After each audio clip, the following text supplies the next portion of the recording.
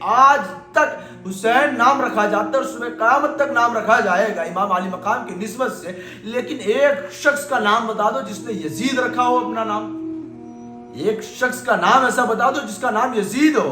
السلام علیکم ورحمۃ اللہ تعالی وبرکاتہ۔ سامعین اکرام، اس سے پہلے والی ویڈیو کے اندر ہم نے حضرت امام حسین رضی اللہ تعالی عنہ کے مدینہ منورہ سے مکہ کا پورا سفر کے بارے میں ہم نے گفتگو کی تھی۔ وقت کی قلت کی وجہ سے ہم انشاءاللہ العزیز شارٹ ہی کے اندر پورا واقعہ سماعت کریں گے۔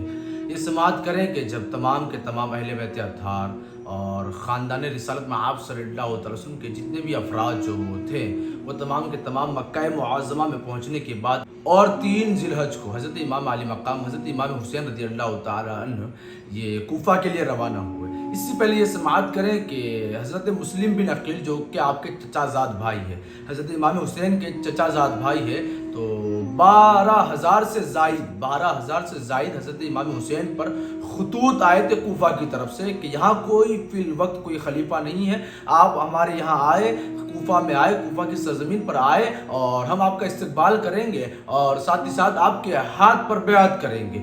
کوفہ والوں نے تقریباً 12,000 سے زائد خطوط لیٹرز بھیجے تھے کہ آپ آئیں۔ تو اس کے بعد حضرت امام حسین رضی اللہ تعالی عنہ نے وہاں جانا چاہا، لیکن کئی صحابی رسول جیسے کہ حضرت عبداللہ ابن عباس ہے اور ساتھ ہی عبداللہ ابن متی جو کہ آپ سے ملاقات ہوئی تھی، تو انہوں نے بھی منع کیا تھا کہ تم مکہ معظمہ تو چلے جاؤ لیکن وہاں سے کوفہ کا ارادہ مت کرنا۔ تو آپ کے پاس یہ دونوں چیزیں تھی، دونوں آپشن تھے، یا تو آپ وہاں مکہ معظمہ میں ٹھہر جاتے یا تو کوفہ جاتے، لیکن سامعین اکرام کوئی عذر شرعی نہیں تھا کہ آپ کوفہ نہ جائیں، عذر شرعی نہیں تھا کہ آپ کوفہ نہ جائیں۔ کہ پھر آپ نے بیچ کی رائے اس طریقے سے نکالی کہ حضرت مسلم بن عقیل جو کہ آپ کے چچا زاد بھائی ہے انہیں وہاں بھیجا اور اس طریقے سے بھیجا کہ آپ وہاں جائیں، جانے کے بعد وہاں کے حالات کا ملاحظہ کریں اور حالات درست ہو اور وہاں کے لوگ آپ سے متاثر ہو تو آپ مجھے لیٹر لکھنا، ہمیں خط لکھنا، تب ہم تمام کے تمام یہاں سے روانہ ہو جائیں گے ما اہل و عیال۔ تو سامعین کرام، مسلم بن عقیل جیسے ہی جاتے ہیں، جانے کے بعد یہ کوفہ کی سرزمین پر پہنچتے تو تمام اہل کوفہ نے بہت ہی عالی شان اور بہت ہی پرجوش طریقے سے انہوں نے حضرت مسلم بن عقیل کا استقبال کیا۔ استقبال کرنے کے بعد آپ کے ہاتھوں پر تقریباً کئی ہزار لوگوں نے بیعت کی، حضرت مسلم بن عقیل کے ہاتھوں پر کئی ہزار لوگوں نے بیعت کی، اور بیعت کرنے کے بعد جب آپ نے تمام لوگوں کا یہ ویوہار دیکھا، جب آپ نے تمام لوگوں کے یہ اخلاق دیکھے کہ تمام کے تمام لوگ آپ سے زیادہ متاثر ہو رہے ہیں، تو آپ نے ایک خط لکھا اور یہ خط مسلم بن عقیل کی طرف سے، حضرت مسلم بن عقیل لکھتے ہیں کہ یہ خط مسلم بن عقیل کی طرف سے، اور آپ نے اس خط کو امام حسین امام علی مقام کے پاس بھیجا مکہ معظمہ۔ کیوں؟ کیونکہ امام حسین نے کہا تھا کہ جیسے ہی آپ کو معلوم ہو کہ وہاں کے حالات درست ہیں اور وہاں کے افراد آپ سے متاثر ہو اور آپ کے دست اقدس پر بیعت کریں تو آپ مجھے خط لکھ دینا۔ تو امام مسلم بن عقیل نے وہاں سے خط بھیج دیا، خط روانہ ہو گیا۔ اب خط روانہ ہو گیا تو تمام کے تمام اہل کوفہ اسی منتظر میں تھے کہ امام حسین امام علی مقام کب تشریف لائے، کیونکہ انہوں نے یہاں سے خط بھیج دیا امام مسلم نے۔ اب خط بھیجنے کے بعد اب یزید کو اس چیز کی خبر پہنچی، یزید کو اس کے ریلیٹڈ خبر پہنچی کہ امام حسین امام علی مقام وہاں مکہ معظمہ میں یہ لوگ ٹھہر رہے ہیں، اور انہوں نے امام مسلم بن عقیل کو کوفہ کی سرزمین پر پہنچا، اور اس وقت کا جو گورنر کوفہ جو تھا تو اسے چینج کر کے عبید اللہ بن زیاد رکھا گیا۔ عبید اللہ بن زیاد ابن زیاد کو وہاں کا گورنر مقرر کیا گیا کوفہ کا۔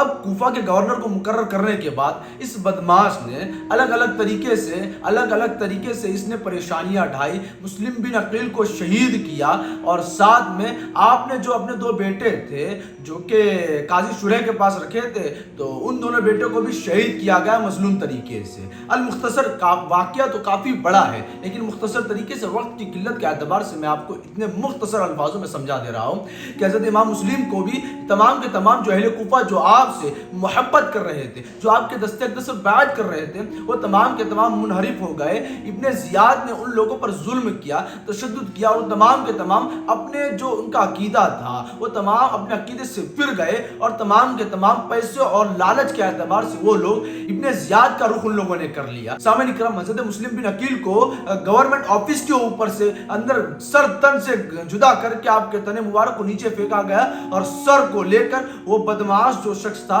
वो इब्ने ज़ियाद के पास आया और इब्ने ज़ियाद के पास रखा। आप सामने किराम ये समाअत करें कि आपके जो दो बेटे थे मुस्लिम बिन अकील के, तो वो काजी शुरे के पास रखे थे, तो उन्होंने भी आपकी खूब ताज़ीम की। अब उनको पता चल गया कि मुस्लिम बिन अकील का इंतकाल हो गया। जैसे ही आपने काजी शुरे ने इन दोनों बेटे के सरों पर दस्ते शफकत फेरा तो उन्हें मालूम चल गया कि आप हमारे सरों पर ऐसे दस्त ऐसा हाथ क्यों फेर रहे हैं जैसा कि कोई शख्स यतीमों के सरों पर हाथ फेर रहे हैं। तो जैसे ये सुनना था तो काजी शुरे के आंखों में आंसू आ गए। आंसू आने के बाद वो बच्चे समझ गए कि हमारे वालिद माजिद हजरत मुस्लिम बिन अकील का इंतकाल हो गया।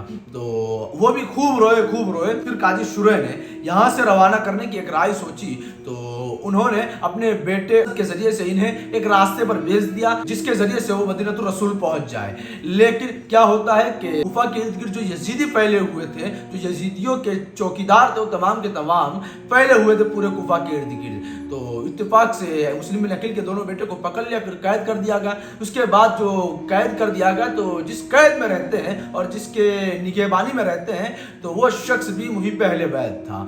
जो जेलर था वो भी मुहिब अहले बैत था। तो उस शख्स ने भी अपने घर के अंदर रखा। तो उस शख्स ने भी हजरत इमाम मुस्लिम बिन अकील के दोनों बेटों को निकालने की कोशिश की, यानी कूफा से निकल कर वो मदीनतुर रसूल पहुंच जाए।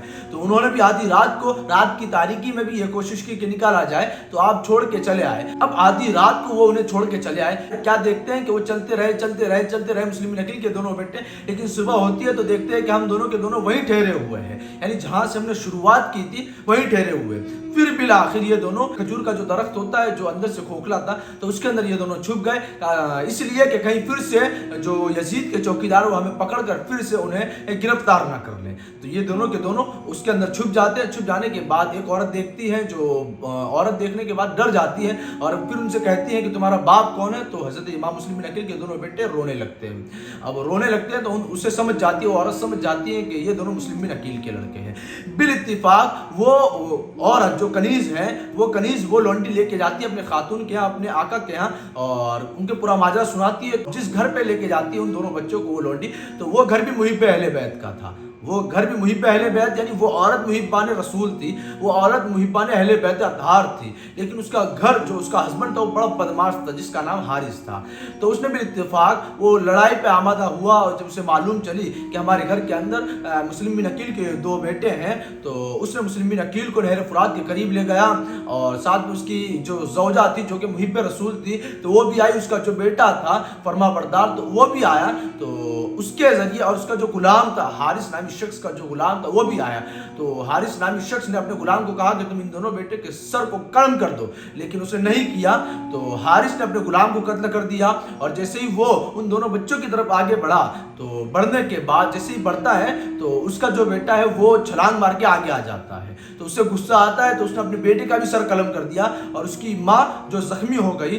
फिर मुस्लिम बिन अकील के दोनों बेटे के गले को काट दिया गया और तने मुबारक को नहर फुरात में डाल दिया, और वो दोनों के सरों को लेकर इब्ने ज़ियाद के पास आया, और इब्ने ज़ियाद के पास आकर ये कहता है कि ये दोनों मुस्लिम बिन अकील के बेटों के सर है। अब यजीद के पास इसने इब्ने ज़ियाद ने खत भेजा था कि मुस्लिम बिन अकील के दोनों बेटे हमारे गिरफ्तार में हैं, मुस्लिम बिन अकील शहीद हो गए हैं, अब इनका क्या किया जाए। लेकिन वहां से कोई आंसर नहीं आया था, कोई जवाब नहीं आया था कि करना क्या, या तो कैद करें या इन्हें रिहा कर दें। तो इससे पहले ये शख्स, ये हारिस नामी शख्स, इससे पहले उन दोनों के सर को कलम करके लाके इब्ने ज़ियाद के दरबार में रख दिया। अब इस उम्मीद पर कि मैं इन दोनों सरों को जाके वहां रख दूंगा तो मुझे काफी सारा इनाम इकराम मिलेगा। लेकिन उसने भी, जो वहां इब्ने ज़ियाद था, तो इब्ने ज़ियाद ने ये सोचा कि उसने अभी रिटर्न कोई आंसर नहीं आया है, या तो उन्हें रिहा करने का हुक्म दे या उन्हें वहां भेजने का हुक्म दे। लेकिन यह शख्स, हारिस नामी शख्स, लालच के अंदर आकर इसने दोनों के सरों को काट कर वहां इब्ने ज़ियाद के गवर्नमेंट ऑफिस में ले गया।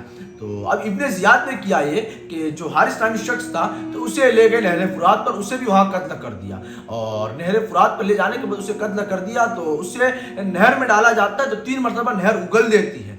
नहर उसे एक्सेप्ट भी नहीं करती अपने अंदर लेने के लिए, और उसके बाद जब वो नहर ने उगल दिया 3 मरतबा, तो फिर उसे गड्ढे में डाला जाता है। तो गड्ढे ने भी उसे उगल दिया। अब गड्ढा भी उसे एक्सेप्ट नहीं कर रहा है कि तू मेरे अंदर रहे, बल्कि वो बदमाश जिसने मुस्लिम बिन अकील के दोनों बेटे को नाहक कत्ल किया, तो उसकी लाश जो है, तो वो लाश को गड्ढे ने भी उगल दिया, और वो लाश बाहर पड़ी फेंकी थी और बाहर पड़ गई। वो लाश जो बाहर पड़ गई, और बाहर पड़ने के बाद वो जो लाश है तो बाहर के बाहर ही धरी रह गई और बाहर के बाहर ही पड़ी रह गई। अब इसके बाद ये समाअत करें कि हजरत मुस्लिम बिन अकील के दोनों बेटों के जो सर मुबारक थे, तो जिस शख्स ने हारिस नामी शख्स को कत्ल किया तो वो मुहिब रसूल था।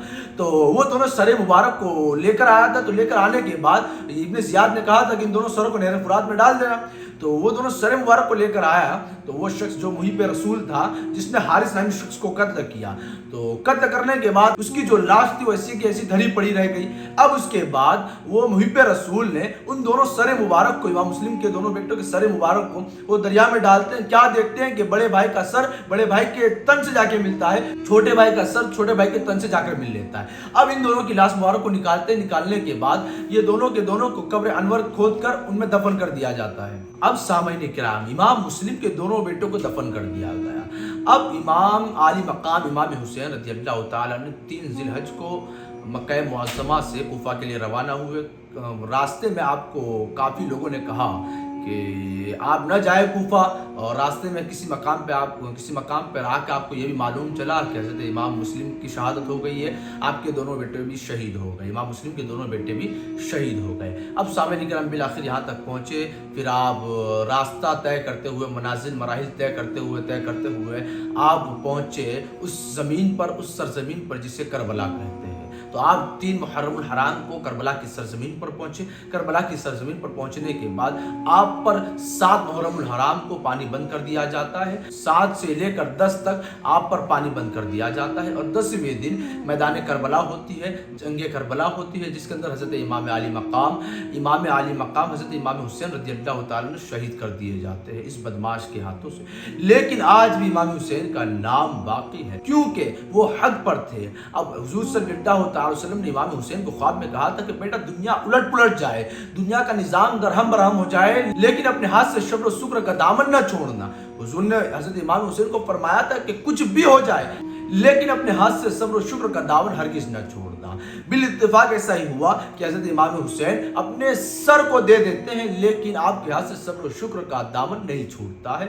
10वीं मुहर्रमुल हराम को आपकी वफात होती है। 10वीं मुहर्रमुल हराम को हज़रत इमाम आली मकाम इमाम हुसैन रज़ियल्लाहु ताला अन्हु की वफात होती है। 72 नुफूस कुदसिया इस दारे फानी से दारे बका की तरफ रुखसत होते हैं। आज भी उनके चर्चे होते हैं, इसीलिए आप तारीख का मुलाहिजा करें कि तारीख में कई अफराद ऐसे हैं कि जिनके नाम हुसैन होते हैं। अब आप एक शख्स ऐसा मुझे बता दें कि जिसका नाम यजीद हो। 1450 साल गुजर गए या उससे कम गुजरे, उसके बावजूद भी आज तक हुसैन नाम रखा जाता है और सुबह क़यामत तक नाम रखा जाएगा इमाम आली मकाम की निस्बत से। लेकिन एक शख्स का नाम बता दो जिसने यजीद रखा हो अपना नाम, एक शख्स का नाम ऐसा बता दो जिसका नाम यजीद हो। तो इसलिए सदियां गुजर गई है, बरसों गुजर गए हैं, लेकिन हुसैन इब्न अली का नाम, चर्चा, तस्किरा आज भी मौजूद है और सुबह क़यामत तक मौजूद रहेगा।